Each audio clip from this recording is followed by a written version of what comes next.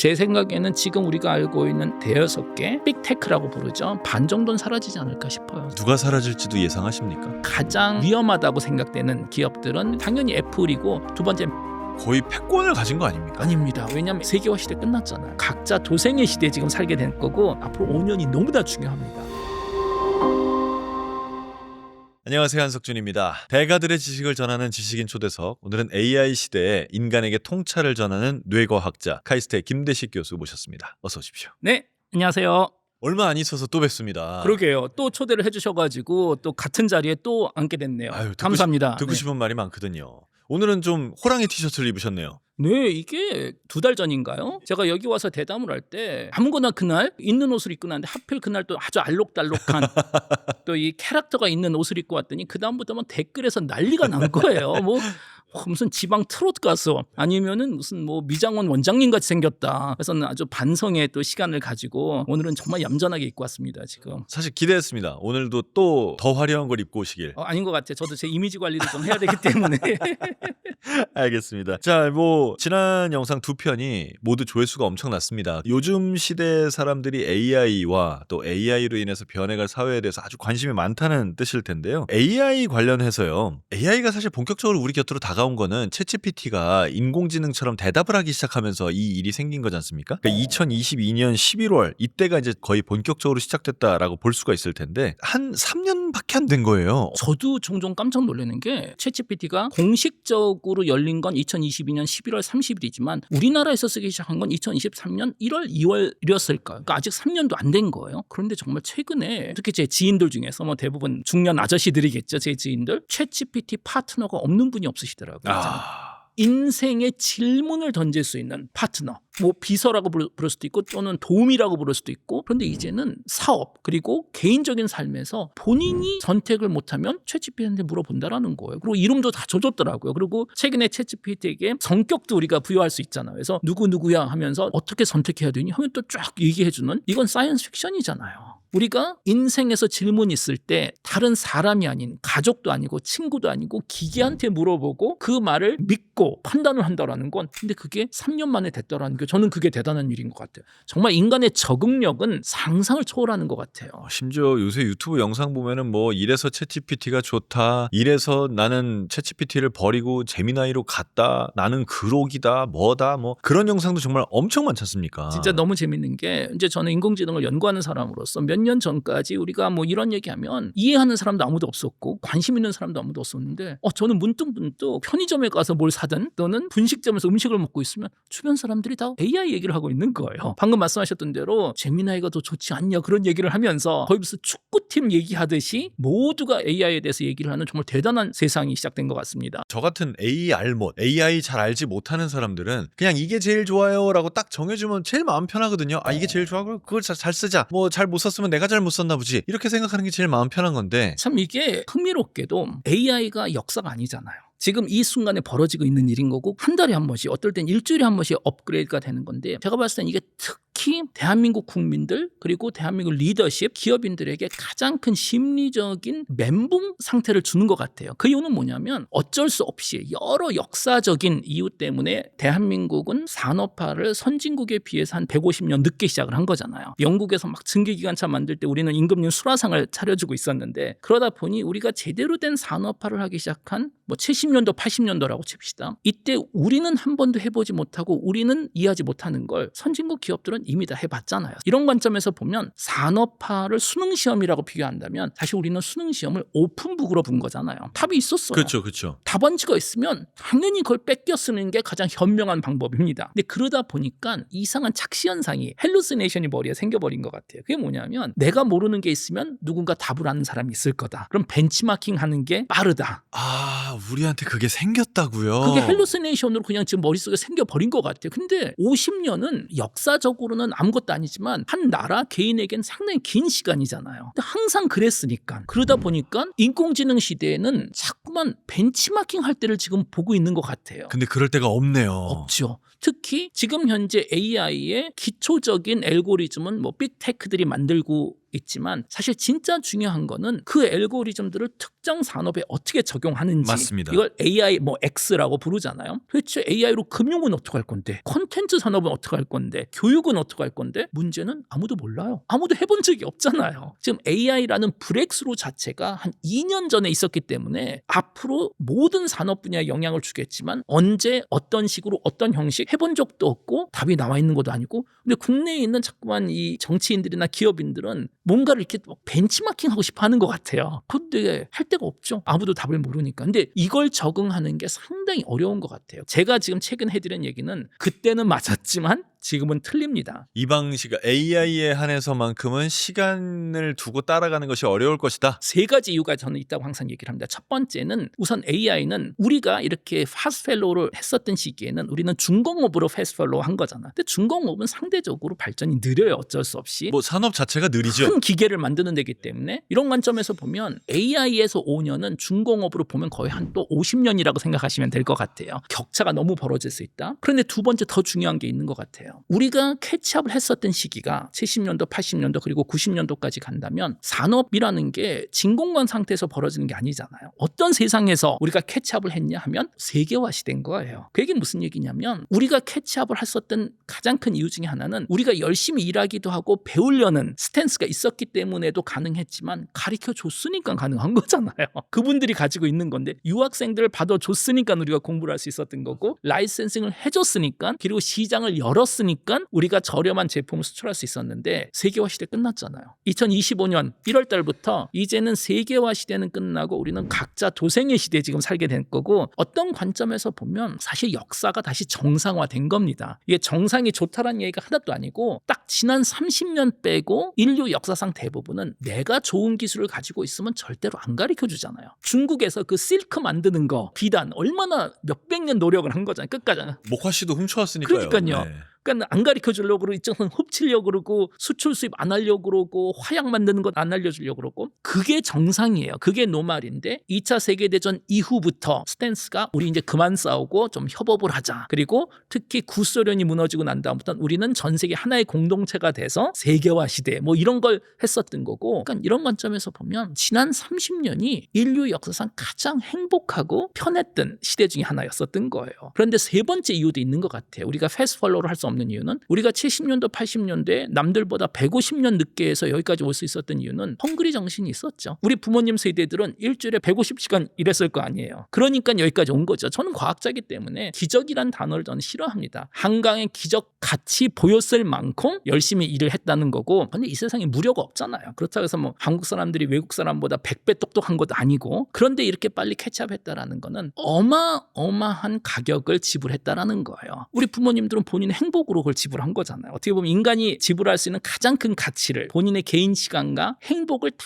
페이하면서 150년이라는 시간을 극복한 건데 지금 MZ세대, 오늘날 MZ세대한테 그거를 또 요구할 수는 없는 거잖아요. 뭐 말도 안 되죠. 해도 듣지도 않을 거고 해서도 안 되고 이젠 더 이상. 이젠 우리가 뭐 40시간 일주일 얘기를 하고 있는데 이 친구들한테 100시간, 120시간 일하라고 그러는 건 말도 안 되고 해서도 안 되는 결과적으로 우리가 늦게 시작했는데 이렇게 패스트폴로우로 성공적으로 할 수 있었던 그 세 가지 이유들이 더 이상 논리적으로 이제는 불가능하기 때문에 인공지능 시대에는 패스트폴로우는 불가능하다. 그럼 유일하게 할 수 있는 건 내가 먼저 하는 방법뿐이 없는 것 같아요. 이제는. 저도 인공지능을 오랫동안 해보다 보니까 최근에 느낀 게 인공지능은 거의 그냥 자전거 타는 거랑 비슷한 것 같더라고요. 그게 무슨 얘기냐면 하는 방법뿐이 없는 것 같아요. 우리가 어렸을 때 자전거를 탈 때 자전거 백과사전을 읽고 자전거 탄 거 아니잖아요. 자전거 교수의 강연을 듣고 자전거 탄 것도 아니고 진짜 10번 타보고 10번 넘어지고 10번 무릎이 까지고 자전거를 탄 거죠. 똑같은 것 같아요. 완벽함을 추구하느라고 너무 오랫동안 고민을 하고 생각하고 그러는 것보다 지금 오늘 이 방송 들으시는 분들은 그냥 주말에 바이브 코딩 그냥 해보셨으면 좋겠어요. 바이브 코딩이 뭔가요? AI로 코딩하는 거. 이게 말도 안 되게 올해부터 되기 시작했어요. 말로 표현을 하잖아요. 그럼 나만의 앱을 만들어주는데 아니 진짜 아나운서님도 주말에 한번 해보세요. 아니 러버블이 쉽다는 얘기는 들었는데 아직 도전을 못했습니다. 무료입니다. 그리고 이걸 안 할 이유가 하나도 없어요. 러버볼에 고양이 사진 인터넷에서 몇 개 가져온 다음에 집어넣고 고양이가 하늘에서 떨어지는 테트리스 게임 같은 거 만들어줘. 5분 만에 게임을 하나 만들어줘요. 그러면은. 근데 거의 완벽합니다. 그래서 이거는 안 할 이유가 하나도 없는 거고 게임도 만들어 보시고 그다음에 특히 제미나이 3 같은 경우에는 제가 써보니까 계획서를 진짜 잘 만들어주더라고요. 사업 계획서 같은 거 100장짜리 이런 사업 계획서를 한번 만들어줘. 단 중요한 건 설명을 아주 친절하게 해주셔야 돼요. 마치 신입사원이나 인턴한테 설명하듯이 예를 들어서 뭐 어쩌고 나라에서 미디어 사업을 하려고 그러는데 이런 조건이 있고 내 목표는 이런 거다. 여기에 필요한 자료 네가 알아서 다 가져오고 요약해가지고 전략을 짜줘 하면 기가 막히게 해줘요. 저도 최근에 저는 이제 뭐 사업보다는 기술에 관심이 있으니까 전 세계 뭐 인공지능 트렌드에 대해서 자료 모으고 미국, 중국, 유럽 특허청 가서 특허도 좀 가져오고 이런 거를 좀 보고서를 써줄 수 있겠어요. 참고로 그 AI한테는 존댓말로 물어보시는 게 좋습니다. 사실은 이게 두 가지 결과가 있어요. 어떤 논문에서는 존댓말을 쓰면 더 좋은 결과가 나온다고 그런 데도 있고 어떤 데는 반말로 명령하면 그 AI 결과가 좋다라고 그러는데 저는 개인적인 스탠스는 혹시라도 나중에 인공지능이 세상을 지배하면 옛날부터 존댓말 썼었던 사람들은 또 살려줄 수 있는 거잖아요. 그래서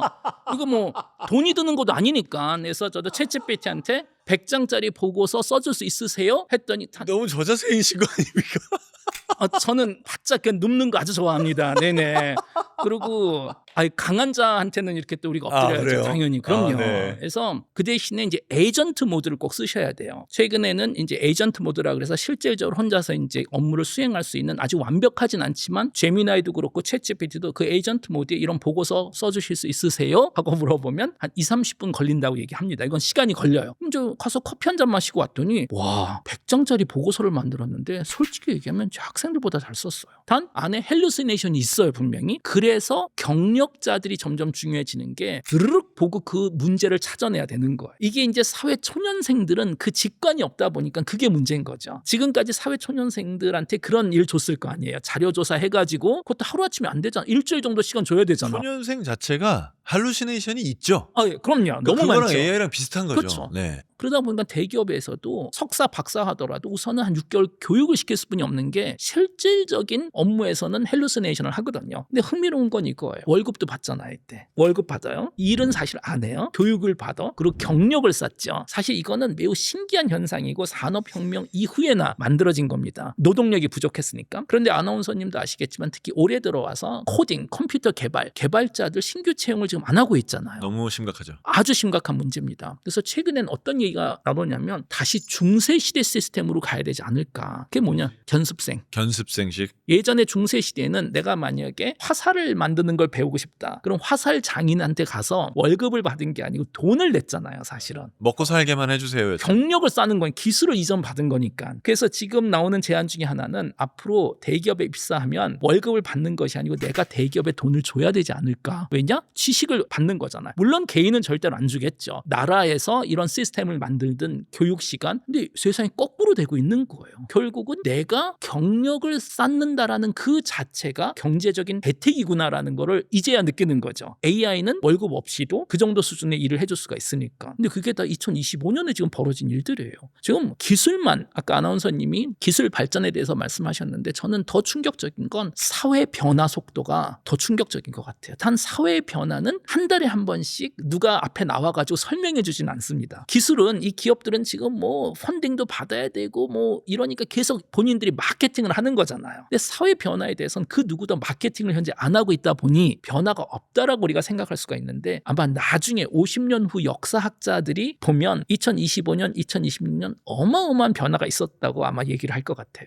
23년부터 이 중요한 시기를 우리가 현재 보내고 있고 새로운 변화가 새로운 노멀이 되기 전에 뭔가 자기 자리를 좀 잘 잡아야 되겠다는 생각이 이게 사실 공포심으로까지 좀 와닿아요. 만약에 못하면 어떻게 될까? 자 그러면요 AI 사용에 관한 또 다른 이거는 제가 볼 때는 그냥 썰이라고 봐야 될 것 같긴 한데 AI는 점점 더 똑똑해지고 인간은 점점 더 멍청해지고 있다. 혹은 AI를 사용하면 사용할수록 인간이 스스로 해내야 될 일들을 못하고 있다. 점점 더 퇴화한다. 이런 표현들을 하거든요. AI를 사용하는 게 인간을 더 바보로 만드는 일일까요? 그럴 것 같진 않아요. 그리고 인류 역사에서 보면 항상 새로운 기술, 특히 새로운 미디움이 등장하는 순간 난리가 났었어요. 예를 들어서 소크라테스는 글을 못 썼잖아요. 다 말로 남겼잖아요. 그리고 소크라테스하고 플라톤하고 가장 큰 토론의 논제 이슈 중에 하나가 뭐였었냐면 글을 쓰고 책을 읽는 게 좋은 건지 나쁜 건지. 이때 이제 플라톤은 본인이 직접 등장하지 않고 이제 다른 사람들 등장시켜가지고서는 글을 썼었으니까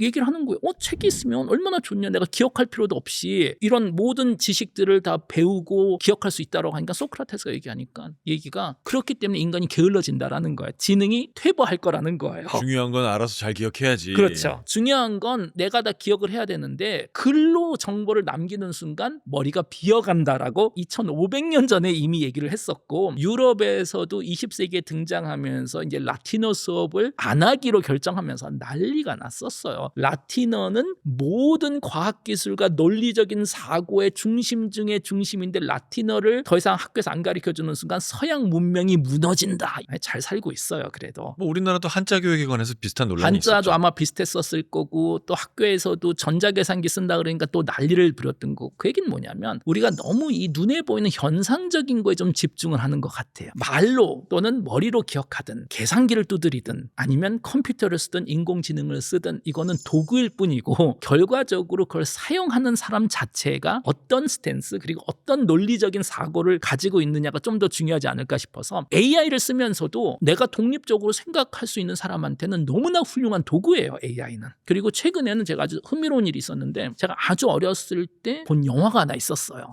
자, 여기서부터 이제 문제가 되는 게 너무 재밌는 영화였었는데 제목이 기억이 안 나고 네. 솔직히 내용도 잘 기억 안 나고 주인공도 기억이 안 나. 그런데 너무 다시 보고 싶은 거예요. 그 영화를. 유일하게 기억나는 건 딱 장면 하나예요. 어느 공원에서 한 남자가 아침에 일어났는데 본인이 누군지를 모르는 거예요. 이름도 기억이 안 나고 기억력이 없고 호주머니에는 아무것도 없고 성냥 박스 하나만 있고 이걸 가지고 이제 이야기가 이 사람의 자아를 찾아가는 내용. 근데 이거를 구글로 아무리 검색해도 안 나오는 거예요. 얼마 전에 챗GPT한테 물어보고 찾았어요. 그러셨어요? 그렇게 얘기했더니 한참 20분 동안 찾더니 아마 제 기억이 지금 헬루시네이션을 만드는 것 같다. 왜냐? 영화 하나의 내용이 아니고 두 개의 내용이 합쳐진 내용 같다라는 거예요. 그러니까. 그리고 이 공원이 저는 파리라고 기억했는데 아니래요. 뉴욕이고 그런 내용이 있고 근데 파리에서 있는 영화가 하나 있다라는 거예요. 그래서 제가 뉴욕을 배경으로 한 TV 드라마하고 파리를 배경으로 한 영화 근데 그 내용이 딱 짬뽕인 거야. 제가 깜짝 놀랐어요. 인생에 큰 문제가 저는 해결이 하나 됐습니다. 보셨어요? 두 개여서 아직 못 봤어요.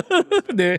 그래도 우선 저는 이게 결국은 검색과 AI의 큰 차이인 것 같아요. 검색에서는 내가 그 키워드를 집어넣어야 되고 특히 누군가 그 정보를 인터넷에 올려놨어야지 그 정보를 찾을 수 있는 건데 블로그가 됐건 뭐가 됐건 블로그가 되든 뭐가 되든 뭐라도 근데 아무것도 없으면 가끔 우리가 정말 신기한 이상한 질문하면 자료 없다라고도 나오잖아요. 근데 챗GPT는 인터넷 전체를 한 바퀴 다 돈 다음에 본인이 지금 추론을 하고 있는 거잖아요. 그래서 이런 관점에서 저는 특히 10월 6일이었을 거예요. 오픈 AI 개발자 데이에서 아주 흥미로운 발표를 했고 이 의미가 대단한 것 같아요. 그게 뭐냐면 10월 6일부터 챗GPT에서 앱을 킬 수가 있잖아요. 그리고 10월 6일부터 챗GPT에서 직접 결제가 가능해요. 그러니까 뭐냐면 엑스페디아, 서울의 호텔 알아봐줘 하면 얘가 앱을 킨다면 자기가 찾아보고 결제가 가능한데 아직은 이제 실험용이죠. 근데 이 의미는 사실 대단합니다. 그게 뭐냐면 지금 현재 전 세계에 앱이 900만 개 정도 있습니다. 그런데 아나운서님도 그러시겠지만 휴대폰에 우리 900만 개 앱 없거든요. 수십 개고 매일 쓰는 건 3, 4개뿐이 안 될 거예요. 이게 무슨 얘기냐면 내가 궁금해하고 내 인생의 문제를 풀어줄 수 있는 앱이 900만 개나 되는데 나는 그게 어딨는지 몰라서 3, 4개만 쓰고 있는 거예요. 그런데 2025년 10월 6일부터 챗GPT에서 앱을 이제 킬 수 있다는 건 나는 질문만 던지면 된다라는 거예요. 그런 앱이 어딨는지 몰라도 되고 키워드를 집어넣을 필요도 없이 이거 해줘 하면 AI가 이 문제를 풀어줄 수 있는 앱을 스스로 찾던가 아무리 찾아도 없으면 바이브 코딩으로 그냥 만들어주면 돼요. 그리고 문제를 해결해 준다는 것은 30년 만에 인터넷이 검색 위주에서 대화 위주로 올해 10월 6일부터 바뀌어버릴 거예요. 사실 이건 상당히 큰 변화입니다. 왜냐? 지금 인터넷에서 비즈니스를 하고 있는 대부분 기업들은 검색이라는 박스 안에서 사업을 하고 있는 건데 검색의 시대가 끝나고 이제 대화의 시대가 시작돼 버린 거죠. 그 검색의 시대가 끝나면 무슨 시대가 시작되는지 사실 상상도 잘 안 되는 게 현실입니다. 그러니까 이 정도로 AI가 자리를 잡으면서 너무나 많은 분야가 AI가 있기 전에는 미처 생각도 못할 방식으로 변할 거라고 보는 거예요. 사실 산업도 그렇고요. 그래서 애플도 말씀하신 2008년에 아이폰이 나오면서부터는 이런 아이폰 단말기나 통신 쪽에서는 그냥 절대적인 강자였는데 그 애플이 지금 없어질지도 모른다는 얘기를 하는 거지 않습니까? 심지어 그 애플에 있는 그 사람 이름 뭐죠? 에디 큐.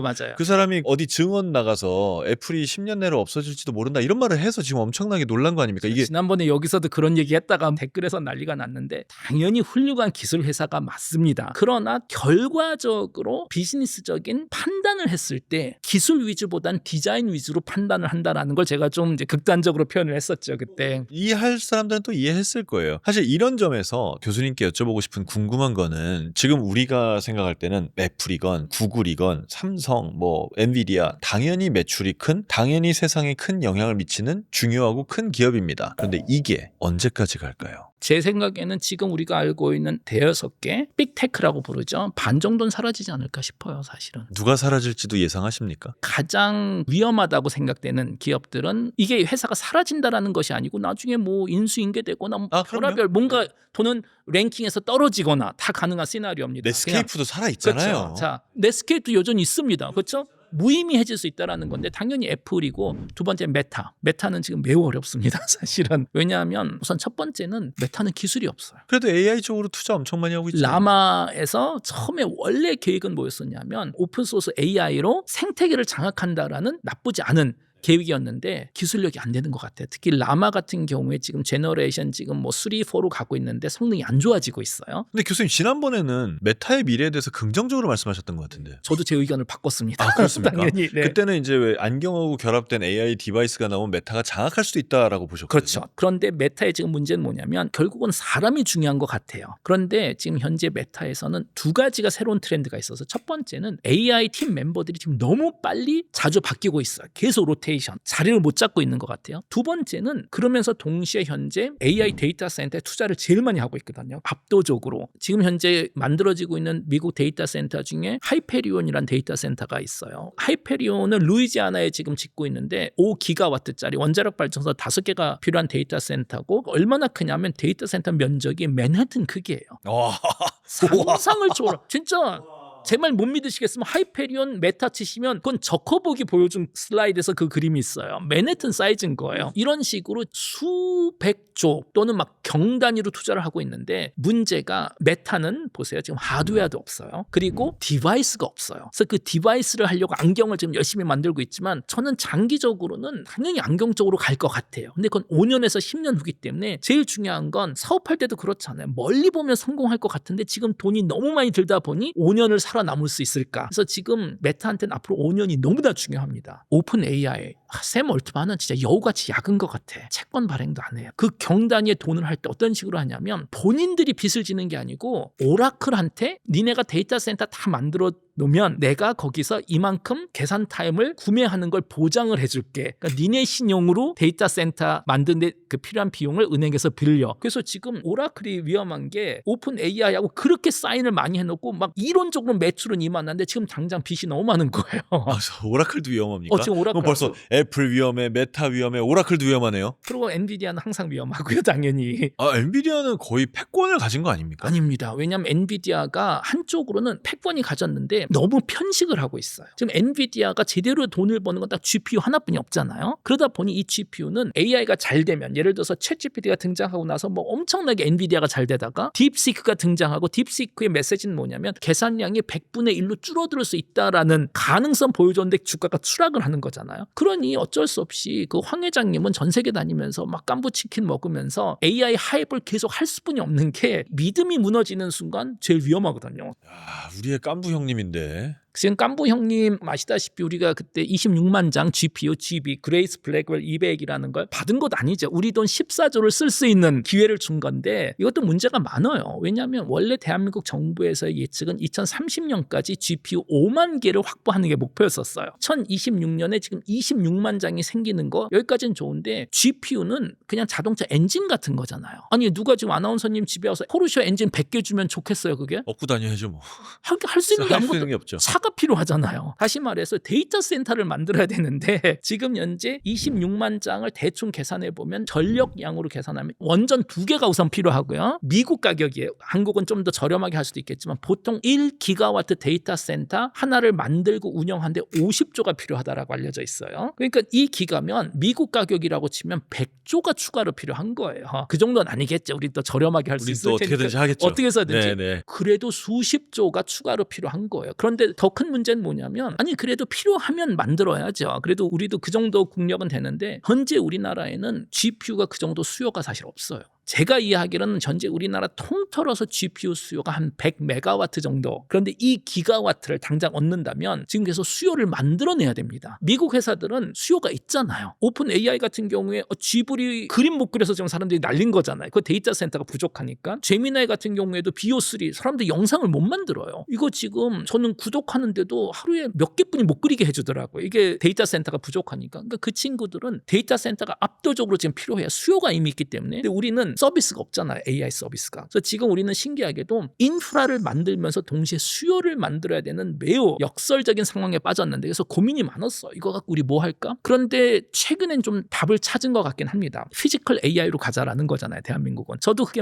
맞는 것 같아요. 피지컬 AI, 뭐 로봇 또는 자율주행차 형태가 있는 AI를 얘기하는 건데 이게 매우 흥미로운 게 그냥 휴머노이드 예제를 들어볼까요? 휴머노이드 로봇 같은 경우에 보면 로봇 진짜 어려워요. 이게 영상에도 많이 있지만 유튜브에서 예를 들어서 2015년 펜타곤 다루파 휴머노이드 경진대회 한번 쳐보시면 그때 보면 로봇들이 제대로 걷지도 못했어요. 막 넘어지고 엎어지고 걷는 게 굉장한 너무 이슈였죠. 어렵습니다. 아마 일반인들은 이해하기 어렵겠지만 이런 물병을 잡는 것 자체가 로봇한테 너무 어렵습니다. 우리 사람은 물병 잡아 그럼 이렇게 잡잖아요. 로봇은 뭘 해야 될까요? 물병 잡아. 그럼 이제 우선 물병이 뭔지를 알아야 되겠죠. 다 안다고 칩시다. 어디 있는지를 찾아야 되잖아요. 또 찾았다고 칩시다. 제일 큰 문제는 이거예요. 잡는다라는 건 이거잖아요. 그러면 이 잡았을 때 손가락 관절, 팔목 관절, 팔꿈치의 관절 값이 다 있어야 되겠죠. 근데 저는 지금 여기잖아요. 그럼 지금 내 관절에서 내가 원하는 쪽으로 가려면 이제 함수를 계산을 해야 됩니다. 이 값을 여기에 매핑, 이 문제를 인버스 키네마틱이라고 부르고 진짜 어려워요. 이거 계산해내는 게. 왜냐면 여기서 미래 거를 해야 되기 때문에 이것만 문제가 아니라 여기서부터 여기 가는 것도 다 그 가는 계산해야 길, 되는 그렇죠. 거네요. 그러면 가는 동안에 또 이걸 쳐서 쓰러뜨리면 안 될 거 아니에요. 이런 걸 다 계산해야 되네요. 그러니까 로봇들이 이렇게 쳐다보다가 끼끼끼끼끼 해요. 그 다음엔 또 이 무게를 측정해야 됩니다. 왜냐면 관절 조절을 해야 되니까 조금 들어봐야 돼요. 들어보고 그 다음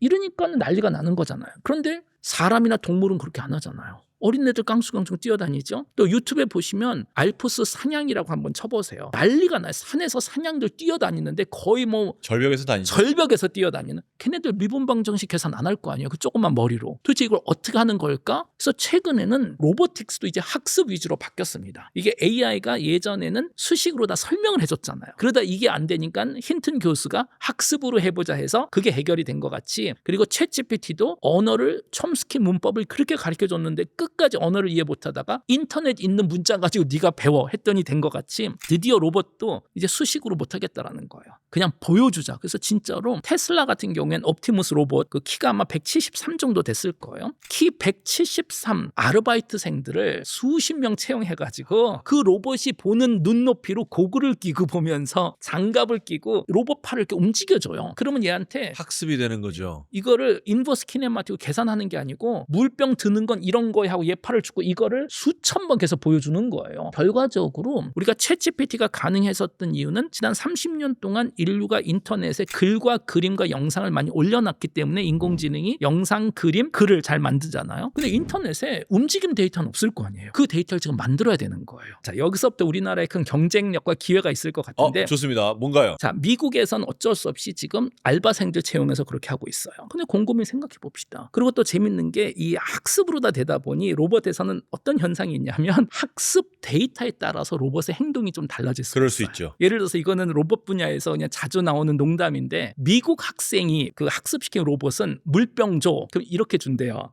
아, 한국 학생이 가르쳐준 두 손으로 로봇은 줍니까? 이렇게 준대요. 진짜로? 네. 이게 챗GPT도 똑같잖아요. 학습 데이터에 따라서 헬루시네이션도 만들어지고 그러는 것 같이 네. 학습 데이터, 움직임 데이터에 따라서 행동이 달라진다라는 거예요. 그런데 미국 로봇은 지금 알바생들이 가르쳐주는데 알바생들 데리고 울산에 와서 배를 용접하라 그러면 할 수 있을까요? 못할 거 아니에요. 걔는 그냥 길거리에 다니던 학생인데 그게 뭐냐면 진정한 의미에서 피지컬 AI로 제조업에서 로봇을 쓰려면 일반인들 학습시켜서는 안 된다라는 거예요. 숙련공. 그런데 숙련국은 어디에 있죠? 제조업이 강한 나라에 더 많다라는 거예요.